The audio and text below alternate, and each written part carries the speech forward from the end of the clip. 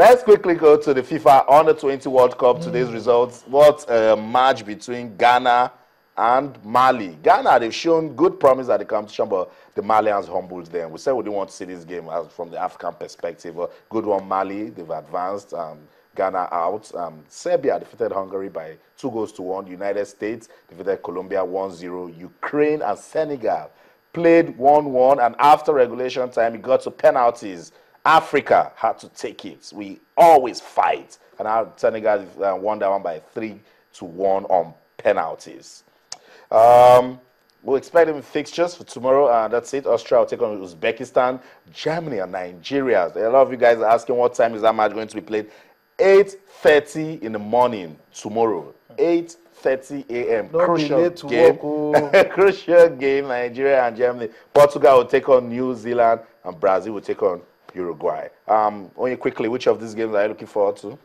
Obviously, Germany, Nigeria. You know, that's our focus. And you see, a lot has been said about the game. Some people said that we should have played a draw against the last time we played against Hungary, so that we'll miss Serbia. You see what happened to Hungary against Serbia? They played with 10 men. You know, Serbia played with 10 men, and still we are able to, you know, get a victory against Hungary. So it's not mathematics. For Coach Manu Garba, his work is cut out. There should be no excuses. He tried to gamble against Brazil, selection headache. I think he improved against Hungary. They must go for the broke. These are a German team that are already champions of Europe. Technically sound. You know, at that level in Europe, you're already playing for top clubs. Like their captain, who is from Nigeria, his father is Nigeria, and his mother is Akpoguma. You know, he's already playing for Hoffenheim in Germany, on loan to Fortuna Düsseldorf. So he needs to get it right at this level. No gambling. I think what he did against Hungary was quite spot on, because against Brazil, he played 3 strikers and had men shot in the midfield, men who could not mark. But against Hungary, he has Sokari, Boboa, who can walk, you know, tirelessly for 90 minutes. Rate, You know, Sokari can mark, he can pass, he can defend. So that's what we need. We need players that will be committed against the Germans, because these are intelligent players. They can read the game on the field and, you know, get you down. Tunde, you disagree, and let's also mention Godwin Saviour doing a good job, particularly after that game where he got a brace. I think for Coach Manu Garba and this team, they just need to keep getting better. You know, the game tomorrow is probably the toughest test that this under-20 team will face. A lot of people might not know that the coach of Germany is actually regarded as probably the best coach in Germany.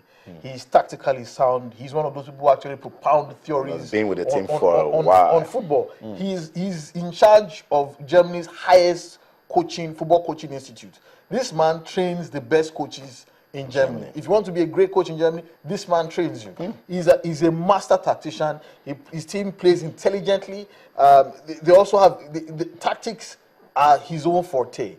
So this is where Manu Garba and his coaching crew have to be really careful. The Nigerian team is talented, but this is all about Manu Garba, not the players tomorrow, about Manu Garba's tactical ability to counteract a man who is regarded as a master tactician. This is going to be a chess match, as far as I'm concerned. I have no problems regarding the fitness, the hunger, the drive of the Nigerian team. But all this, if Nigeria wins this game tomorrow, it will be all down to Manu Garba's tactical news. The selection of the players, the ability to carry out instructions, the ability to also counter the Germans' game plan, the ability to fashion out a winning game plan as well. Everything is down to Manu Garba tomorrow. So for me, I think if the Flying Eagles win this game, I think they will go all the way to the final.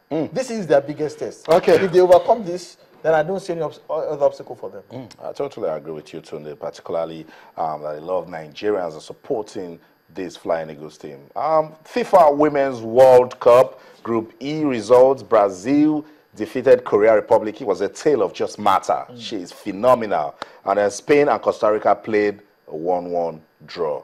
Formiga also scored for Brazil, becoming the oldest goal scorer in the history of the FIFA Women's World Cup as well. Another record there. And then in Group F, France defeated England by a single goal. We told you that yesterday. And then Colombia and Mexico played 1-1. Quickly, the Super Falcons. What a game. Thursday fixtures, Group A, China will take on the Netherlands, and Canada will play New Zealand. Group B, there's Germany taking on Norway. Cote d'Ivoire, after that disappointing start, let's see if they can bounce back. They'll be playing Thailand.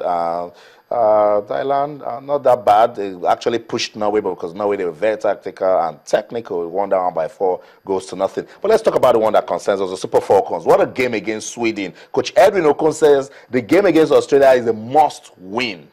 Pressure on the team to deliver. Yeah, he doesn't need a soothsayer to tell him that he must win that game. But I think we have to go back to the game against Sweden.